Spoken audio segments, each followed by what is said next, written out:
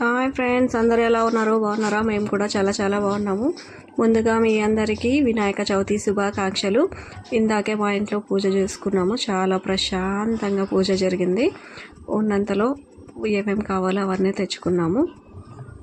ప్రశాంతంగా పూజ చేసుకొని కథ చదువుకున్నాము. చాలా పాజిటివ్ వైబ్రేషన్ అనిపించింది పూజ చేసుకున్నప్పుడు. పూజలో మీ అందరి గురించి కూడా మేము ప్రార్థించుకున్నాము.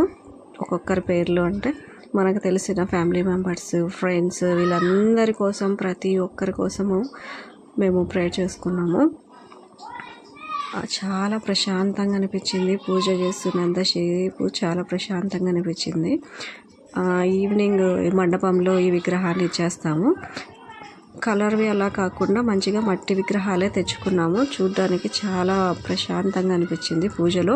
మా పాప పూజలో పెన్స్, బుక్స్ కూడా పెట్టేసింది.